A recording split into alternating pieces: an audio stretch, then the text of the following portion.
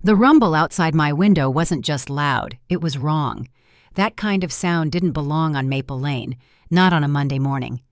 I opened the front door with my coffee still in hand, still wearing the housecoat I'd mended last winter, and there they were.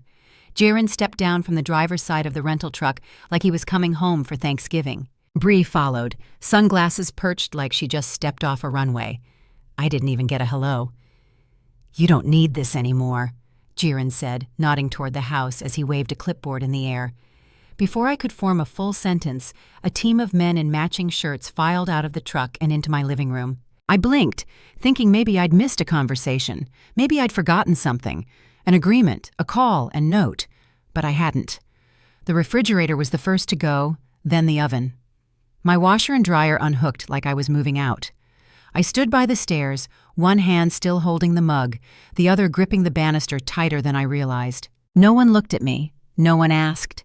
My legs felt wooden as I walked into the dining room and watched them remove the hutch Wesley built in '87. Bree pointed at the painting over the fireplace, my mother's favorite, and said, "That'll look great in the guest room."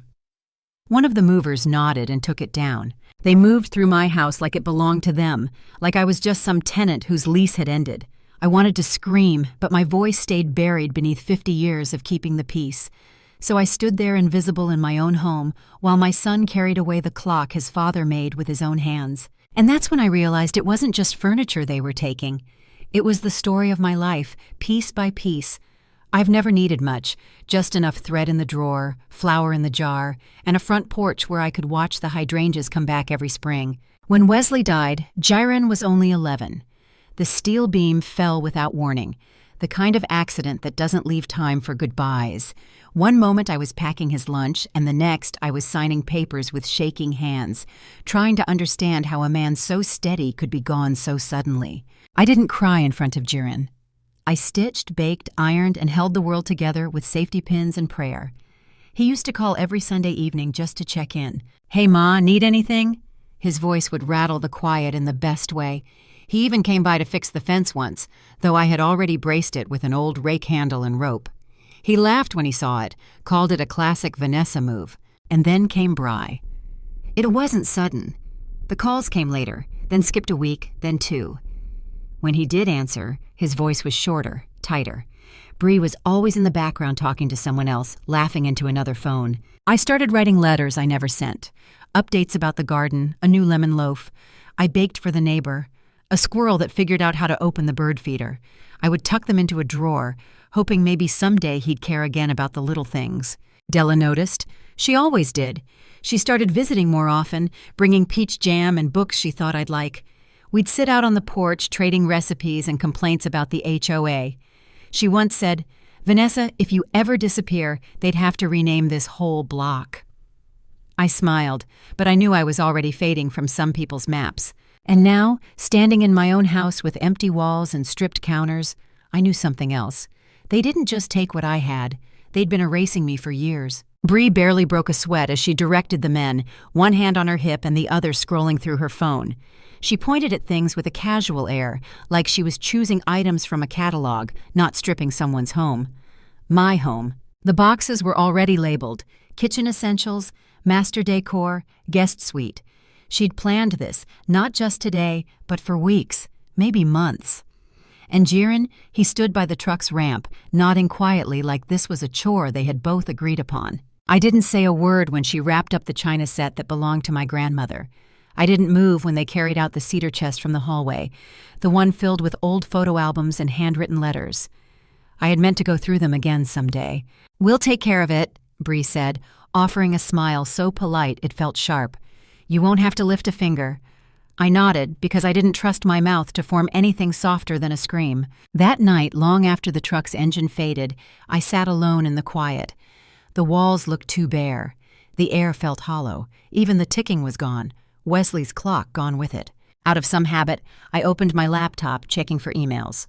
And there it was, her post. A filtered photo, a caption curled in cursive font. "Furnishing our dream home with love and intention. New chapter blessed." I zoomed in. The guest bed was dressed with the quilt my mother had stitched in 1962. Every square, A different piece of family fabric. My baby clothes, my father's Sunday shirts, a sliver of my wedding veil. That quilt had never left this house until today. No one asked, not once. They were calling it theirs now, their taste, their dream, their warmth. But it was my memory, my history, my stitches. I closed the laptop, not in anger, just in recognition. When Jiren was 6, he told me he wanted to play the saxophone. Not the recorder, not a hand-me-down flute. The saxophone like the man in the jazz video we watched together on the tiny TV in the kitchen. I nodded and said we'd see, but I already knew I'd make it happen. That year, I picked up a third job. I cleaned houses on Saturday mornings right after my Friday night shifts, hemming pants at the dry cleaner. My fingers cracked and bled from the fabric starch, but I kept going. Every hour added up. Every coin mattered. I sold the earrings Wesley gave me on our wedding day. They weren't extravagant, just small gold loops with delicate engraving. He'd picked them out himself. I kept them in a velvet pouch for nearly 2 decades. But a saxophone costs more than sentiment. Jiren played in every school concert. I cheered from folding chairs in overwaxed gyms, wearing pressed blouses and lipstick.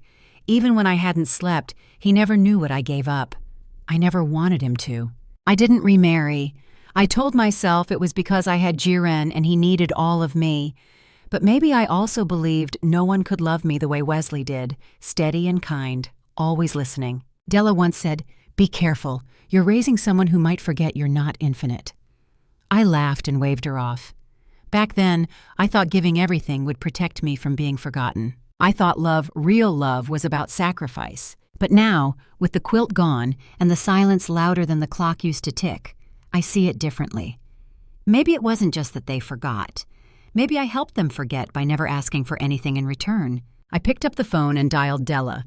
She answered on the first ring like she'd been waiting. "I need your help," I said. "I'll be there in 10, she replied. And for the first time in weeks, I let the tears fall. Della didn't even knock. She stepped inside, a gust of cool air following her, and stopped mid-stride when she saw me at the kitchen table.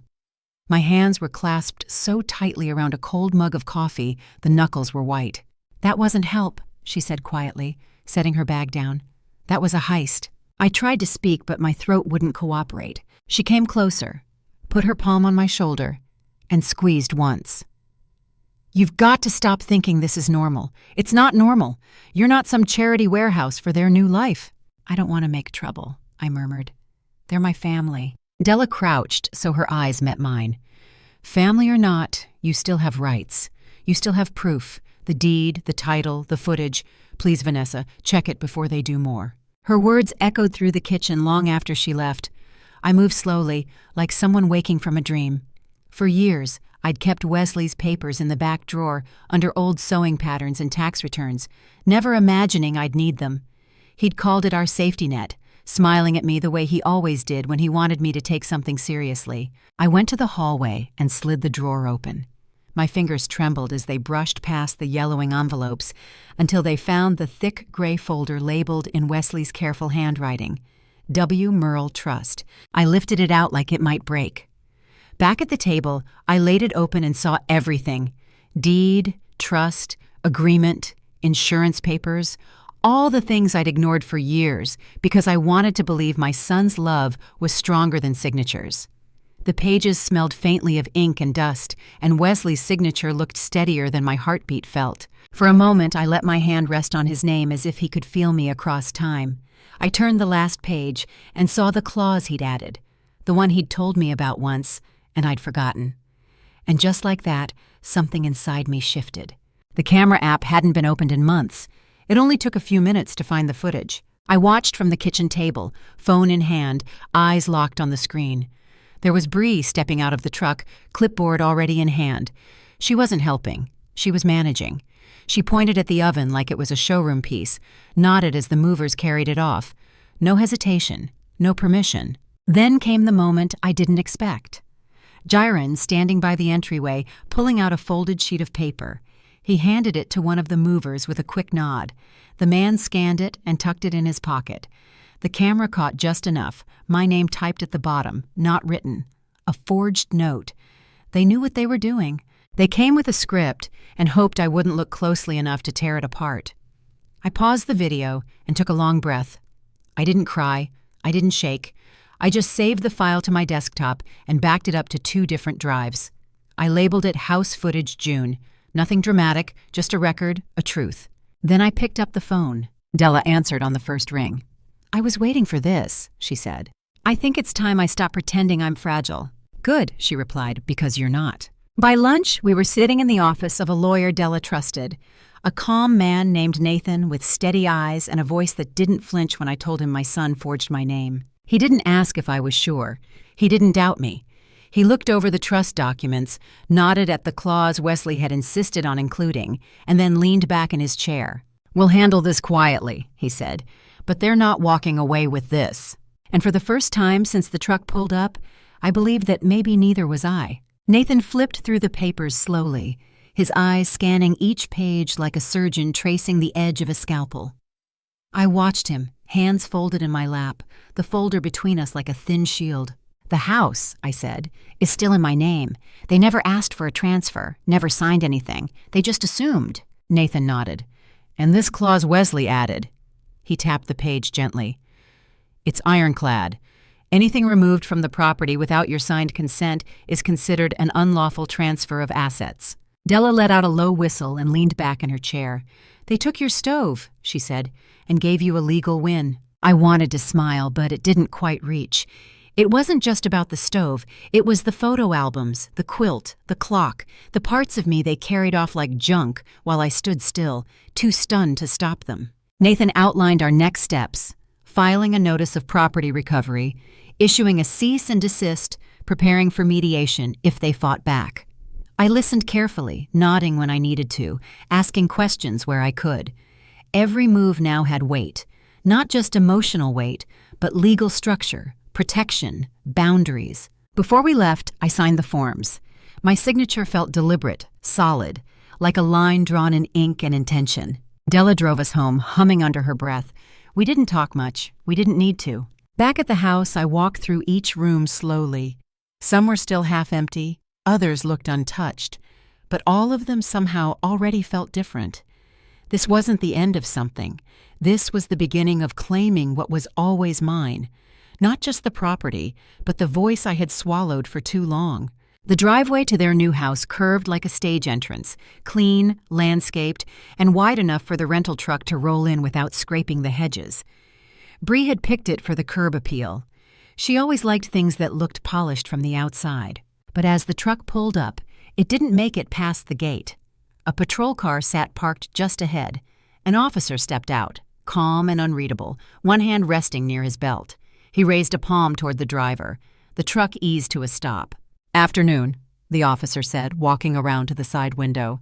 "We received a report of property transported without proper authorization.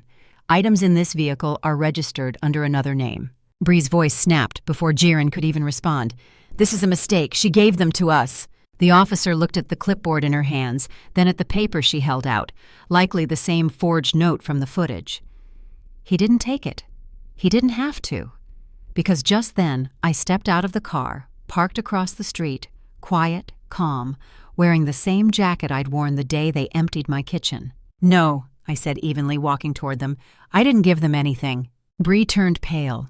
Jiren looked like a boy again, caught with his hand in the jar and no story rehearsed. I handed the officer a folder with the trust clause, the footage timestamps, and the ownership documents. Nathan had prepared it all in sequence. The officer nodded, then turned back to the truck driver.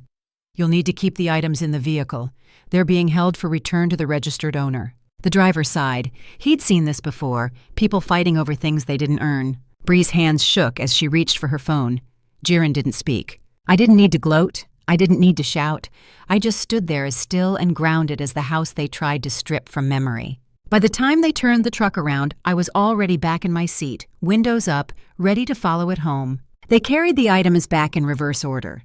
The refrigerator was first, scraped along the doorway just like it had been before. The clock came next, its glass face intact, though I suspected it would never tick the same way again. The movers were efficient, quiet. I didn't blame them. They weren't the thieves, just the hands hired to carry other people's decisions. As each piece returned to its corner, I realized something strange. The house didn't feel full again. Not quite, but it also didn't feel empty. It felt real, honest, like the breath after a long-held silence. Some items I let go. The hutch went to a local women's shelter, the embroidered pillows to the church thrift sale, not out of anger, just clarity. I no longer needed everything to come back just to feel whole. Della came by the next morning with paint samples tucked under her arm and fresh cinnamon muffins in her bag. We chose a soft green for the kitchen, something lighter than before. The sun hit it differently in the mornings, and I found myself standing there longer, letting it warm the floor beneath my feet. We played music while we painted. Old Motown, nothing heavy. And for the first time in weeks, I laughed. Really laughed when Della smeared paint across my sleeve and blamed it on the brush, acting possessed. Later that afternoon, my phone buzzed. A message from Jiren. "Can we talk?" Just 3 words. No apology, no explanation, just a line tossed into the air like bait, hoping I'd bite. I stared at it for a while, let the screen dim, then set the phone face down and returned to the trim work. I didn't need more words. I needed peace, and I was starting to remember how to build that for myself. Tomorrow I'd buy a new lamp for the reading corner, something with soft light and no history. The mornings are quiet again, not silent, just calm, the kind of calm that comes after a storm that didn't break you. I sit on the porch with my coffee, steam rising in the cold air, the cup warm against my fingers. The hydrangeas are fading into fall colors the way they do every year, soft and familiar. There's still a little rust on the railing where the movers brushed past, but I haven't painted it yet. Some reminders don't bother me. They haven't been back. No calls, no visits. Jiren hasn't followed up on his message. Bree never reached out. Maybe they're waiting for me to cool off. Maybe they've realized I won't. Either way, I'm not holding space anymore for apologies that won't come. Forgiveness doesn't need to be loud. Sometimes it looks like closing the door and not reopening it. The footage is still saved. Copied twice. One copy sits with Nathan, neatly labeled. The other is on a drive in the bottom drawer of my sewing table, not because I want to use it, but because I won't be caught off guard again. The lawyer's number is pinned on the bulletin board next to the grocery list and a postcard from Della's trip to Maine. Practical things that remind me of who I am when no one's trying to rewrite it. The deed is back where it belongs, locked in the safe behind Wesley's bookshelf. I dusted that shelf last week, took my time, ran my fingers across the spines of his old manuals and gardening guides. The combination clicked easily, like muscle memory. I didn't hesitate. I don't need to explain anything anymore. Not to Jiren, not to Bree, not even to myself. They thought I was soft because I didn't shout, because I let them walk through my door without slamming it behind them. But I knew where the cameras were. I always did.